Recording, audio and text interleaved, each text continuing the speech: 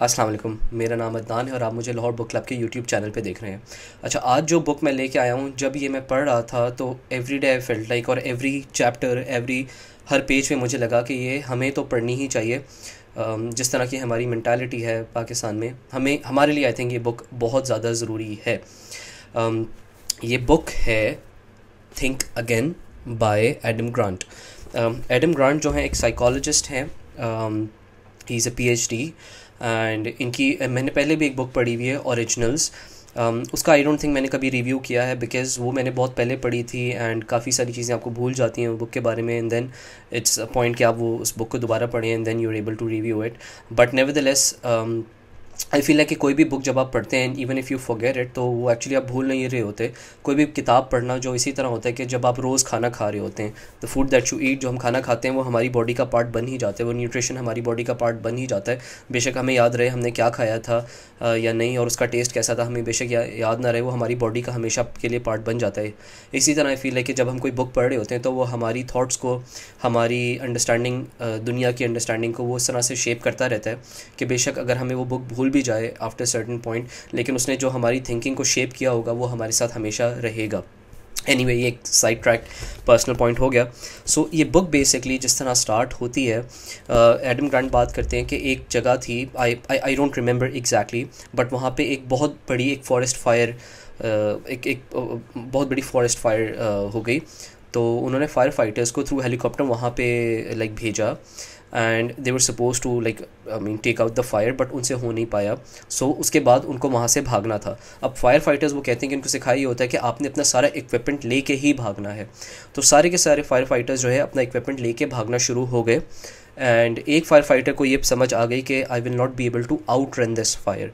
तो उसने क्या किया, उसने उधर एक पैच के ऊपर आग लगाई और फिर उसको बुझा दिया और फिर उसके अंदर जाके लेट गया। सो जब एक चीज़ पे आग लग चुकी है उसके बाद फायर उसके ऊपर दोबारा नहीं आएगी। सो वो उसके ऊपर लेट गया। फायर आई बिकॉज वो लोग फायर को आउट रन नहीं कर पाए। सो बाकी सारे जो थे, जो भागने की कोशिश कर रहे थे, of course they couldn't out run the fire और उनकी डेथ हो गई। ये वाहिद फायर फाइटर था जो बच गया।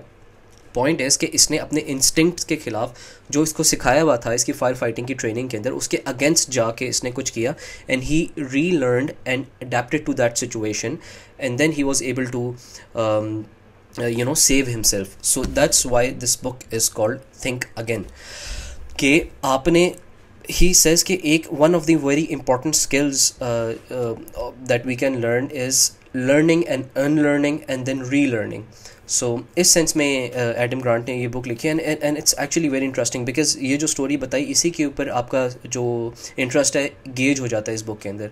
And the good thing about Adam Grant is, and one other author Simon Sinek as well, कि ये लोग जो है ना बहुत ज़्यादा प्रैक्टिकल एग्जाम्पल्स दे के स्टोरी सुनाते हैं। तो यूजुअली इनकी बुक्स जो होती हैं they feel like story books, और उससे आपको लेसन्स भी मिल जाते हैं इसके अंदर। और इनकी बहुत अच्छी बात थी, मैंने प्रीवियसली एक बुक का रिव्यू किया था, युval नोआ हरारी की 21 lessons from the 21st century, जिसमें मैंने कहा कि ब्लैक एंड वाइट कर देते हैं हर चीज़ को।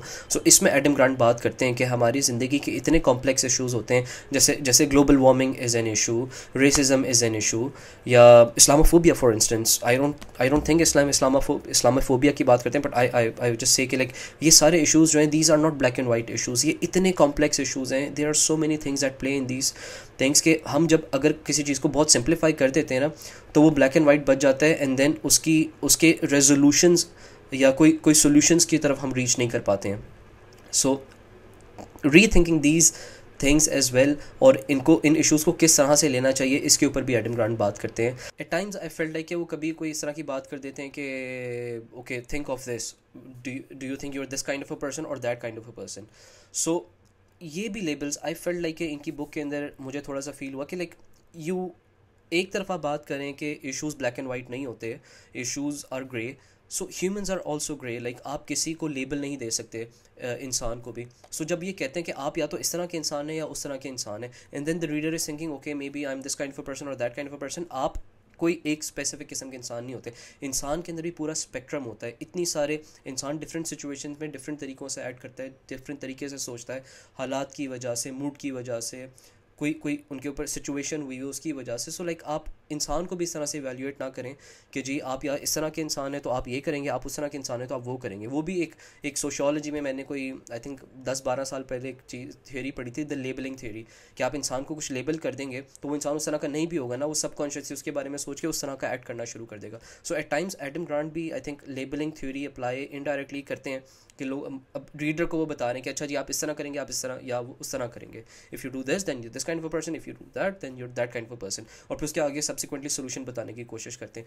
बट आई गेस लाइक एक पूरे स्पेक्ट्रम को डिस्कस करना would be a difficult thing for a book, and that is Y may be authors generally इस चीज़ को नहीं करते, but that is something I found lacking in this book. But उसके अलावा think again, this book I would say it's a really good book. और हम जिस तरह के लोग हैं कि हमें जो बचपन में जो चीज़ सिखाई जाती है, बेशक वो रिलीजियस हो, कल्चरल हो, किसी भी किस्म की वो चीज़ हो, हम उसको जो अडेप्ट करते हैं, हम उसको अपनी ज़िंदगी भर नहीं छोड़ते और फिर हम उसके बारे में बहुत सेंसिटिव भी हो जाते हैं। So I feel like maybe we should read this book, everybody in our country, कि हमने जो बचपन में सीखा अपने बड़ों से, अपने टीचर्स से या अपने हालात से, क्या हम उसको चैलेंज कर सकते हैं, क्या हम उसको क्वेश्चन कर सकते हैं, क्या हम सोच सकते हैं कि यार क्या जो मैंने सीखा वो ठीक भी था, या क्या वो इस दुनिया में या इस एज में, इस एआई की एज में या इस इंटरनेट की एज में क्या वो अप्लाई करता है जनरली भी, या अपनी लाइफ में भी क्या वो चीज़ अभी भी अप्लाई करती है, क्या वो चीज़ जो उस तरह सिखाई थी उसी तरह ही है या इसको चेंज होना चाहिए।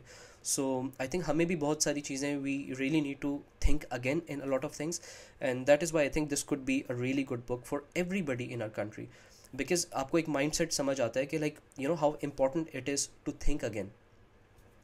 एनीवे या, सो ये आज का बुक रिव्यू था। I hope you like this review, and I hope कि आप लोग ये बुक पढ़ेंगे। If somebody has read this book so please बताइएगा कि आपको कैसी लगी, एंड अगर कोई ये बुक पढ़ना चाहेगा तो प्लीज़ पढ़ के भी बताइएगा कि like what do you think of this book.